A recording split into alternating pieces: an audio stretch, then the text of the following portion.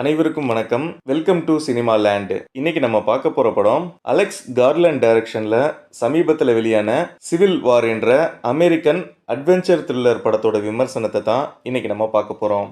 முதல்ல இந்த படத்தோட ஒன்லைன் ஸ்டோரி என்னன்னு சொல்றேன். அமெரிக்கா முழுவதிலும் உள்நாட்டு போர் நடந்துகிட்டு இருக்கு.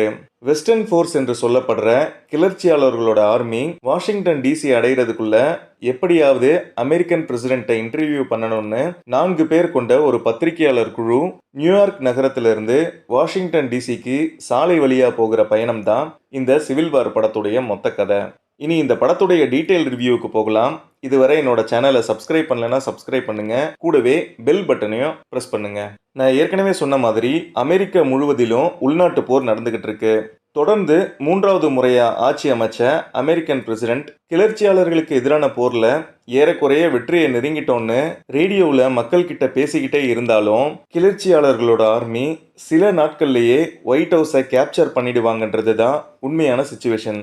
இந்த போரின் கொடூரமான முகங்களை புகைப்படம் எடுக்கிற வேலையில் இருக்காங்க வார் போட்டோகிராஃபி ஜெர்னலிஸ்டான ஹீரோயின் லீ ஸ்மித். நியூயார்க் நகரத்தில் இருக்க இவங்க வெஸ்டர்ன் ஃபோர்ஸ் என்று சொல்லப்படும் கிளர்ச்சியாளர்களுடைய ஆர்மி வாஷிங்டன் டிசியை கேப்சர் பண்றதுக்குள்ள அமெரிக்கன் பிரசிடென்ட்டை எப்படியாவது இன்டர்வியூ பண்ணணும்னு ஒரு குறிக்கோளோட இருக்காங்க.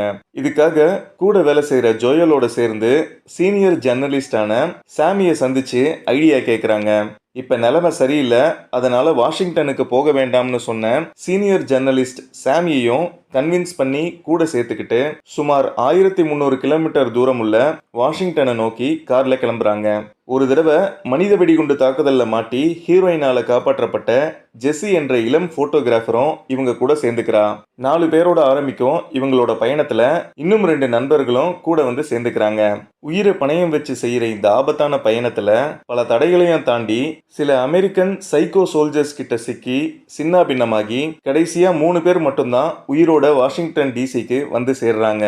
இங்க வந்து பார்த்தா சில மணி நேரங்கள்லேயே கிளர்ச்சியாளர்களோட ஆர்மி ஒயிட் ஹவுஸை கேப்சர் பண்ண போகுது. இந்த சூழ்நிலையில இவங்களால அமெரிக்க பிரசிடென்ட்டை இன்டர்வியூ பண்ண முடிஞ்சுதா இல்லையா என்பதுதான் இந்த படத்துடைய மீதி கதை. இனி இந்த படத்துல எனக்கு பிடிச்ச விஷயம், பிடிச்ச சீன்ஸ் எல்லாம் என்னென்னு சொல்றேன்.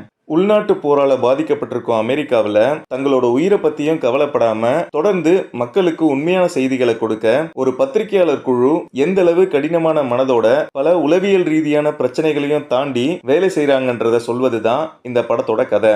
பொதுவா நாம ஒயிட் ஹவுஸ்ல இருக்க அமெரிக்கன் பிரசிடென்ட்டை காப்பாத்துற கதையை தான் பல படங்கள்ல பார்த்திருக்கோம். ஆனா இந்த படத்துல அமெரிக்கன் பிரசிடென்ட்டை போட்டு தள்ளுறதா காட்டியது புதுசா இருந்தது.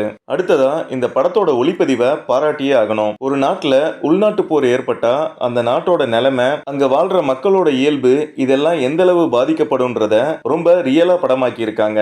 சில இடங்கள்ல படம் கொஞ்சம் ஸ்லோவானாலும் ஸ்கிரீன் பிளே ரசிக்கும்படியா இருக்கு. கிராபிக்ஸ் காட்சிகள்ல எல்லாம் கலக்கி இருக்காங்க.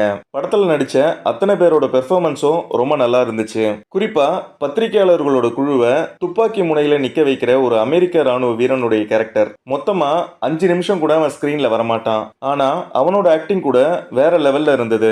வார் மூவி என்பதால பிளட் வயலன்ஸ் இந்த படத்துல ரொம்ப அதிகம். அடல்ட் கண்டென்ட் காட்சிகள் எதுவும் இந்த படத்துல இல்ல.